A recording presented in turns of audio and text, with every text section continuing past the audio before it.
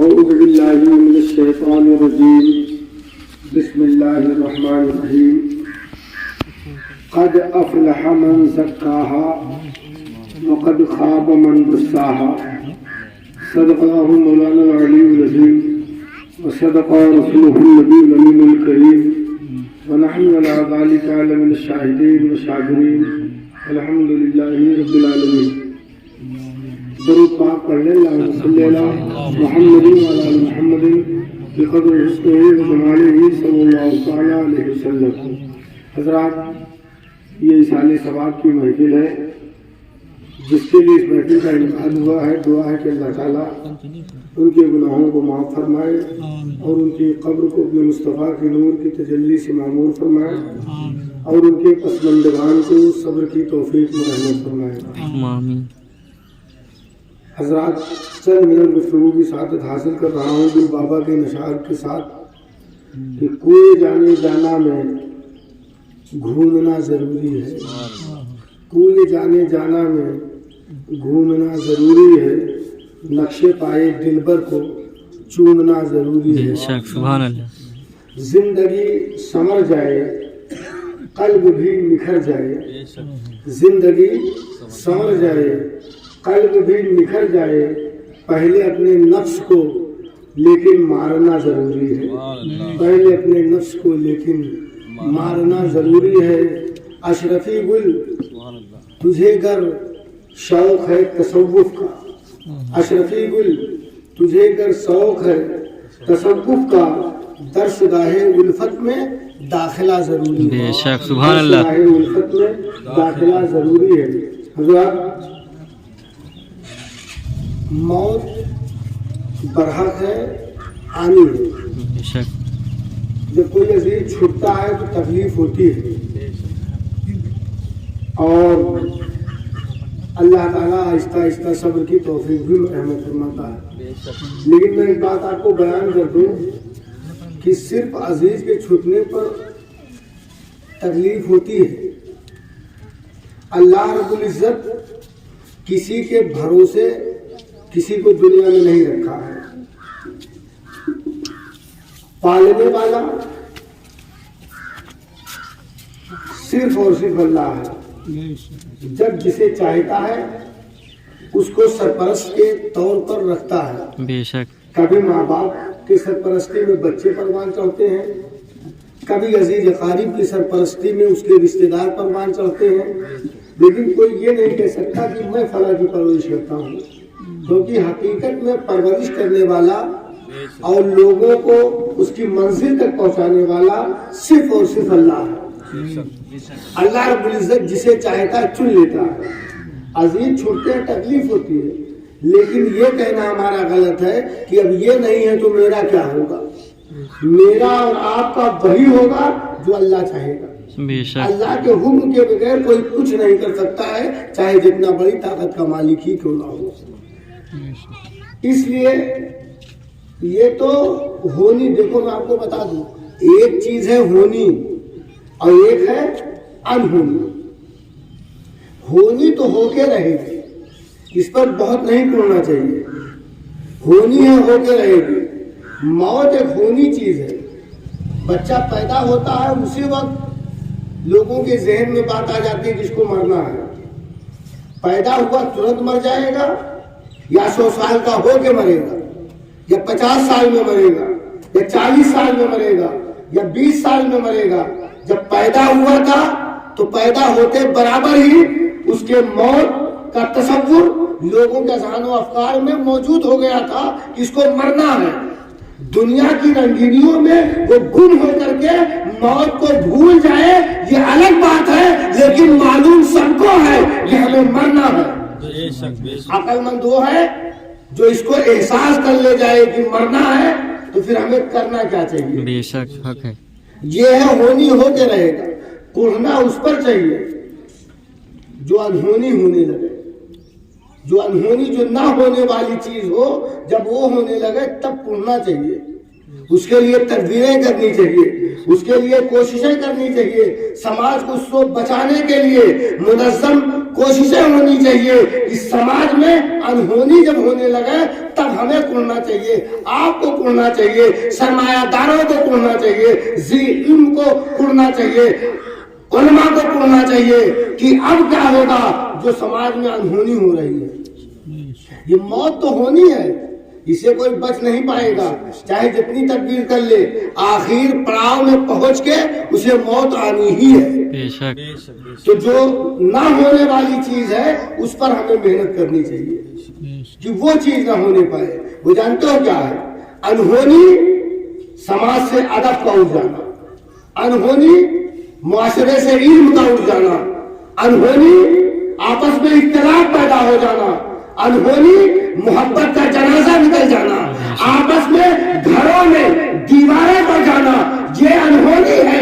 جب ایک گھر میں دو سگے بھائیوں کے بیچ میں دیوار کھڑی ہو جائے تو سمجھ جاؤ سماج مر رہا ہے، ادب جانے لگے تو سمجھ جاؤ سماج مر رہا ہے، ان سے لوگ دور ہونے لگے تو سمجھ لو سماج مر رہا ہے۔ اور سماج کو مرنے سے بچانا یہ سرمایہ داروں کا کام ہے، علم والوں کا کام ہے، رہنماؤں کا کام ہے۔ اگر مرتے ہوئے سماج کو بچانے کے لیے اپنی جان کی بازی اگر علماء نہیں لگاتے، عوام میں سرمایہ دار نہیں لگاتے، تو کل اللہ کے یہاں ان سبوں کی پکڑ ہوگی کہ سماج مر رہا تھا، تم کیا کر رہے تھے۔ بے شک سبحان اللہ، حق ہے۔ معلوم ہے یہی ساری برائیاں، میں آپ کو بتا دوں کہ اگر مرڈر ہوا تو کیس مرڈر ہی کا لگے گا، چاہے گولی سے داغ کے مارا جائے یا گلا دبا کے مارا جائے، کیس وہی لگے گا۔ میں آپ کو بتاؤں کہ میرے آقا اس دنیا میں کیوں تشریف لائے، اس کی وجہ کیا تھی؟ صرف ایک وجہ تھی، غریبوں کو ستایا جا رہا تھا، حقداروں کو حق نہیں مل رہا تھا، لڑکیاں زندہ زمین میں دفن ہو رہی تھی، بنائے ہوئے لوگ اس بنانے والے کو بھول چکے تھے۔ ایسے حالت میں دعائیں ہونے لگی، سب کی دعائیں قبول ہوئیں، اور دوشنبے کے دن آمنہ کے گود میں عبد المطلب کے گھر میں امن کے پیغمبر محمد رسول اللہ صلی اللہ علیہ وسلم تشریف لائے۔ اور دیکھتے دیکھتے 10-12 سال کی عمر کیا ہوتی ہے، 12 سال کی عمر میں جب نبی نے آنکھ کھول کے دیکھا تو ٹاپ موسٹ پر جو برائیوں کا مرکز تھا وہ مکہ بنا ہوا تھا، راہگیر سفر نہیں کر سکتا تھا، مارا جاتا تھا، غریب کو امیروں کے بغیر بیٹھنے کا حق نہیں تھا، ظلم ہوتا تھا، لوگ چپ رہتے تھے۔ ایسے حالت میں میرے نبی نے اس کم عمر میں ایک پیغام دیا اور پھر ایک سنستھا بنائی، اس سنستھا میں لوگوں کو اکٹھا کیا اور اغراض و مقاصد بیان کیے کہ اس کمیٹی کے موجودگی میں کسی پر ظلم نہیں ہونے پائے گا، لڑکیاں زندہ زمین میں دفن نہیں ہونے پائے گی، کسی کا مال لوٹنے نہیں پائے گا۔ آج کل بھی کمیٹی بنتی ہے، کبھی کبھی بنتے ہی ختم ہو جاتی ہے، کبھی ایک آدھ سال چلتی ہے بند ہو جاتی ہے، بنتی ہے ختم ہو جاتی ہے، لیکن نبی نے جو بنایا اس کو اتنا بڑھیا فالو کیا ہے کہ دیکھتے دیکھے آقا صلی اللہ علیہ وسلم اعلان نبوت سے پہلے ہی لوگوں کی نظروں کے ہیرو بن چکے تھے۔ سب کی نظریں اس ایک یتیم بچے پہ پڑی تھی۔ 12 سال کی عمر میں میرے آقا صلی اللہ علیہ وسلم نے، اس وقت انٹرنیشنل مارکیٹ مکہ تھی، لوگ مکہ میں جاتے تھے، تاجر لوگ، بزنس مین لوگ، میرے آقا جب اس کو سنبھالے ہیں، مارکیٹ کے دیکھ بھال، بزنس مین لوگوں کو تکلیف نہ ہو اس کا سارا انتظام، ان کا مال لوٹنے نہ پائے اس کا انتظام، کوئی غریب ہے، کوئی امیر اس پر زیادتی کر رہا ہے، ترنت آقا صلی اللہ علیہ وسلم پہنچتے تھے، کیوں بھائی کیوں اس کو ستا رہے ہو؟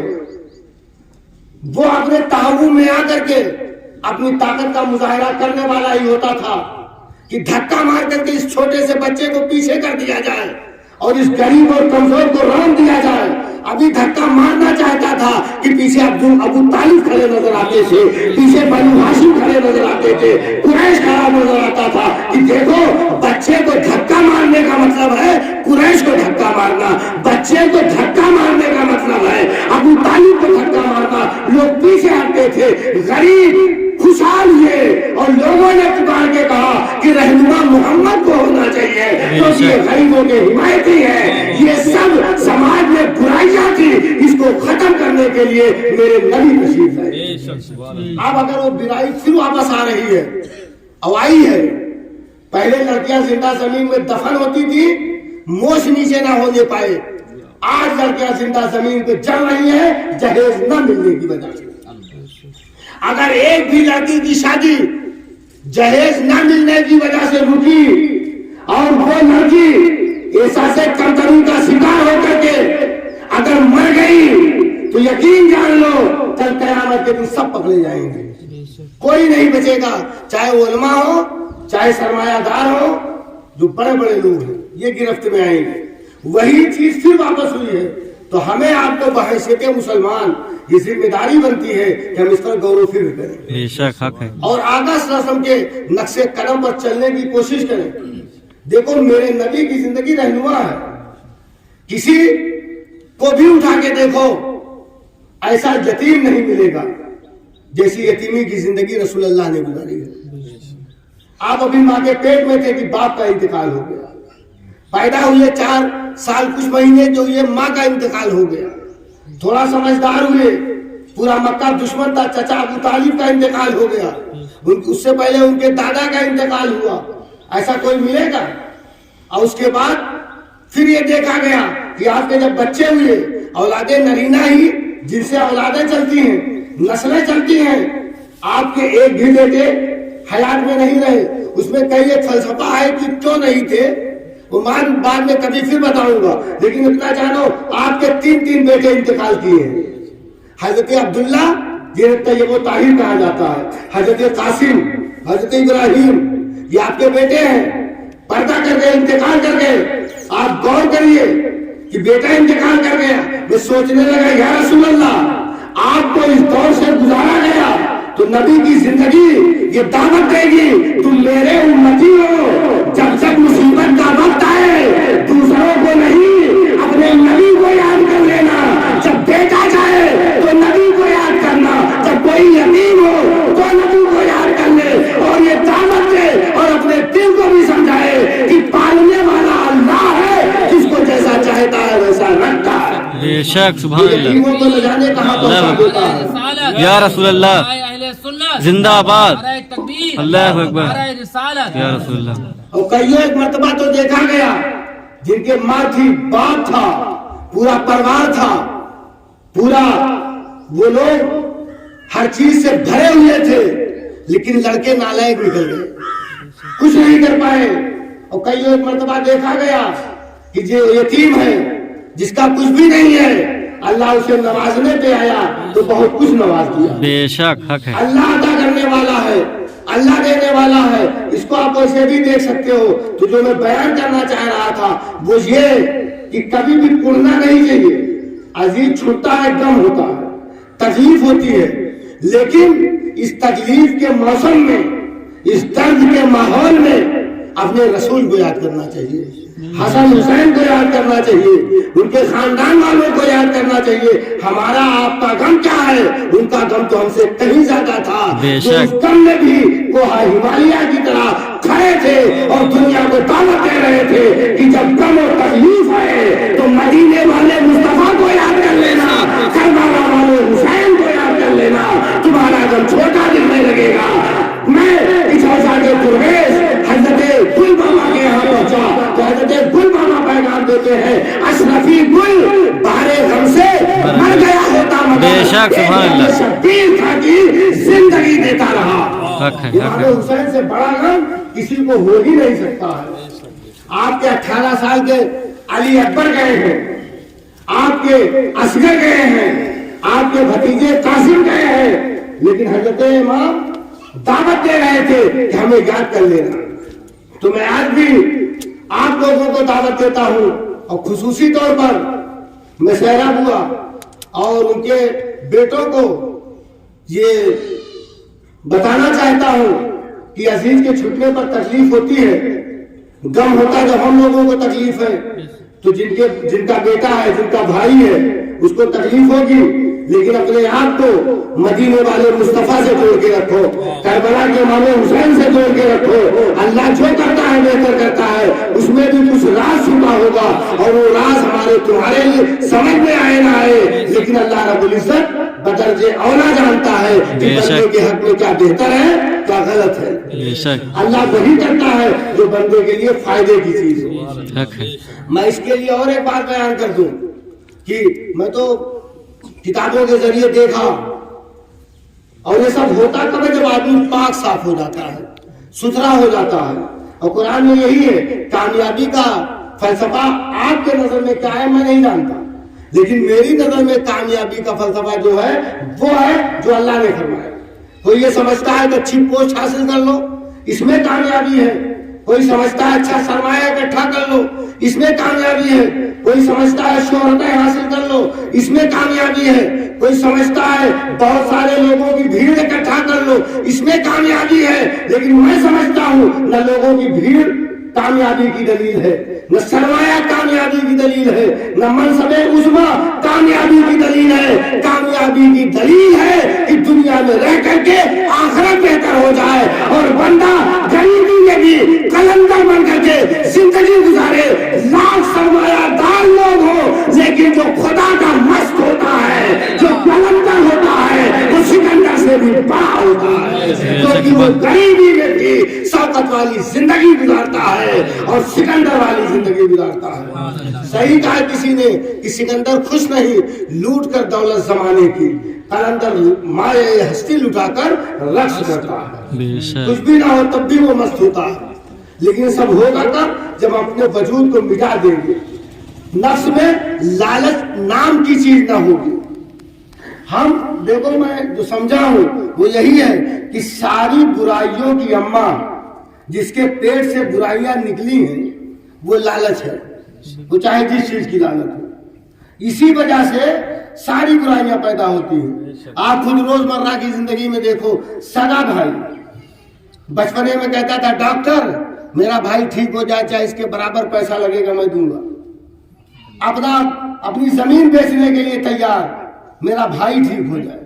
اور وہی جب تھوڑا بڑا ہوتا ہے تب ان کے بھی بچے ہوئے، تب تو ایک ایک ہاتھ کے لیے لڑ رہے ہیں۔ اور چھتونا والوں کو تو سمجھنے میں بالکل دشواری نہیں ہونی چاہیے، یہ تو بالکل لڑ رہے ہیں، ایک دم لڑ رہے ہیں، جان توڑ کر کے لڑ رہے ہیں۔ وہی گھر جو بڑا آنند تھا، پیار و محبت سے لوگ ایک ساتھ بیٹھتے تھے، دروازے پہ چرپائیاں ہوتی تھی، پورا پریوار ایک ساتھ رہتا تھا۔ آخر کیا انقلاب آ گیا کہ یہ گھر میں کہیں کہیں دیواریں کھڑی ہو گئی۔ وہی بھائی جو اپنے بھائی کے لیے زمین بیچ کر کے جان بچانے کی بات کرتا تھا، آج وہ جان لینے پر تو گیا۔ اس کا مطلب جب بچانے کی بات کرتا تھا تب لالچ نہیں تھی، اور جب بڑا ہوا تو لالچ آئی اور خاندان کو توڑ کے رکھ دیا، پریوار کو توڑ کے رکھ دیا، سماج کو توڑ کے رکھ دیا۔ یہ سب ہوگا کب؟ جب نفس ختم ہو جائے گی، لالچ کا جنازہ نکل جائے گا۔ ہم آپ کوشش کریں اور یہ تصور لیں کہ ہمیں یہاں کچھ نہیں، ہم کو آخرت بہتر کرنی ہے اور ہمیں مر جانا ہے، کچھ ساتھ نہیں جائے گا۔ اگر اس کو ہم کر لیں گے تو ہم واقعی میں کامیاب ہوں گے۔ ایک بات کے حوالے سے اپنی بات کو اختتام کی طرف لے چلوں کہ اگر ہمارے ذہن میں یہ بات رہے کہ ہم کو دنیا مینٹین کرنی ہے تو پھر ہم لڑتے رہیں گے۔ جیسے ہم لڑیں گے اس لیے کہ میری تقریر سے اچھے کسی کی تقریر نہ ہونے پائے۔ جب کوئی اچھی تقریر بول دے گا تو ہم رنجیدہ ہو جائیں گے، لگا میرا گراف ڈاؤن ہو رہا ہے، اب میرا کیا ہوگا۔ کوئی سرمایہ دار ہے، کوئی اس سے زیادہ پیسہ کمانے لگا تو وہ بیچارہ ٹوٹنے لگتا ہے، اب تو لگتا ہے بڑا آدمی یہ بن جائے گا، میرا کیا ہوگا۔ اور اگر اسی چیز کو نکال کے رکھ دو کہ دنیا سے ہم کو لینا دینا ہی نہیں ہے، دنیا سے مجھ کو لینا دینا ہی نہیں ہے، تو کوئی بڑھ رہا ہوگا تو اس کو بڑھاؤ گے، کوئی کامیاب ہو رہا تو اس کو کامیاب کرو گے۔ یہ نہیں سوچو گے کہ یہ پڑھ رہا ہے تو اس کی ٹانگ کیسے کھینچو۔ یہ مجھ کو لطیفہ یاد ہے، پھپھا لطیفہ کی حقیقت نہیں ہوتی لیکن سمجھانے کے لیے کہا جاتا ہے۔ کہتے ہیں کہ ایک آدمی جو ہے وہ گیا ٹہلنے جنت و جہنم، جب وہاں گیا تو وہاں کے جو کارکن تھے اس کو گھمانے لگے، تو کہا اس کو بیکنٹھ اور کنڈ دونوں ٹہلاؤ، تو وہاں بھی ٹہلا، پھر نرک کی طرف گیا، جہنم کی طرف، تو کیا دیکھا کہ جگہ جگہ پہ گڈھے بنے ہیں، 3-4 گڈھا، ہر گڈھے پہ سنتری کھڑا ہے۔ ایک گڈھا تھا جس میں سنتری نہیں تھا، بغیر سنتری کے وہ گڈھا تھا۔ تو پوچھنے والے نے پوچھا تینوں پہ تو سنتری کھڑے ہیں، اس پہ کوئی نہیں کیوں؟ کہا وہ عیسائی کا ہے، وہ یہودی کا ہے، وہ فلانا کا ہے، وہ ڈھکانا کا ہے۔ جب کوئی نکلنے لگتا ہے تو یہ گرچ مار کر کے نیچے کر دیتا ہے۔ تو کہا یہ والا کس کا ہے؟ کہا یہ مسلمان کا ہے۔ تو کہا پھر اس پر کیوں نہیں کہا؟ کہا کہ اندر والے باہر جانے ہی نہیں دیتے ہیں، یہ خود اندر کھینچ لیتے ہیں، اس لیے یہاں پر ضرورت ہی نہیں ہے۔ ہمارا سماج ایسا ہی ہو چکا ہے کہ کوئی جب بڑھنے لگتا ہے تو دوسرا کھینچنے لگتا ہے، دوسرے کو گرانے کی ضرورت ہی نہیں پڑتی۔ اس سے گزارش میری ہے کہ ہمیں سب کام بند کریں اور پھر ایک ماحول بنائیں کہ ہمارا پورا گاؤں ہو یا پورا علاقہ ہو، سب ایک پریوار کی طرح ہو کہ کوئی بھی پریشان ہو تو ہم پریشان ہو جائیں۔ جیسے باڈی کے کسی حصے پہ چوٹ لگتی ہے تو پورا جسم محسوس کرتا ہے، ایسے اگر کوئی بھی پریشان ہو تو اس کی پریشانی ہماری پریشانی بن جائے، اس کی بھوک ہماری بھوک بن جائے، اس کی تکلیف ہماری تکلیف بن جائے۔ اگر کسی کی تکلیف کو ہم اپنی تکلیف سمجھیں گے، کسی کی بھوک کو ہم اپنی بھوک سمجھیں گے، کسی کی بیماری کو اپنی بیماری سمجھیں گے، تو انشاءاللہ مولا تعالیٰ ایک ایسا سماج بنے گا کہ پوری دنیا ہمیں دیکھ کر کے فخر کرے گی کہ انسان ہو تو ایسے ہو، لوگ ہو تو ایسے ہو۔ اللہ تعالیٰ ہم سبوں کو سمجھ دے۔ اور میں جو ایک بات یہ کہنا چاہ رہا تھا کہ کوئی کسی کو دیتا نہیں۔ ہمارے گل بابا کے والد صاحب اکثر کہا کرتے تھے سبب پہ نظر مت رکھو، مسبب الاسباب پہ نظر رکھا کرو۔ رزق پہ نظر مت رکھو، رزاق پہ نظر رکھو۔ رزق دینے والا اللہ ہے، چاہے جس کے ذریعے دلوا دے۔ تو ہم بھی سبب پہ نظر نہ رکھیں، مسبب الاسباب پہ نظر رکھیں۔ وہ کمال خود ہی کا مالک ہے، وہ جس کو جو چاہتا ہے عطا کرتا ہے۔ لیکن کہا جاتا ہے کہ اللہ تعالیٰ نے فرشتے سے پوچھا ایک بات بتاؤ، فرشتہ سے پوچھا ایک بات بتاؤ، تم اتنی روحیں نکالے کبھی تکلیف ہوئی؟ کہا ہاں 2 مرتبہ۔ کہا کب کب؟ کہا ایک مرتبہ ایک عورت کشتی میں سفر کر رہی تھی، اس نے ایک بچے کو جنم دیا۔ جیسے ہی بچہ پیدا ہوا تیرا حکم ہو گیا کہ اس کی ماں کی روح نکال لی جائے، اس عورت کی روح نکال لی جائے، تو تیرا حکم ادا کرنا پڑا۔ لیکن سوچ میں یہ آیا کہ اگر اس عورت کی روح نکل گئی اور بچہ ابھی پیدا ہوا ہے، اس کشتی کے اندر اس بچے کا کیا ہوگا؟ اس کے دودھ کا انتظام کیسے ہوگا؟ اس کی غذا کہاں سے آئے گی؟ کہا دوسری مرتبہ جب ایک عالمی شہرت کا مالک، بڑی قوت و طاقت والا، شداد ایک ایسا مکان بنوایا، اس کی مکان کی خوبصورتی کا یہ عالم تھا، اس کو جنت کہنے لگے۔ تیار ہوا، وہ اندر جانا چاہتا تھا کہ پہلا قدم دیولی کے اندر تھا، دوسرا باہر تھا۔ حکم ہوا کہ اس کی روح نکال لی جائے۔ تو میں تو روح تو نکالا، لیکن سوچ میں پڑ گیا کہ بنوایا تھا، نہ رہ پاتا، کم سے کم دیکھ تو لیتا۔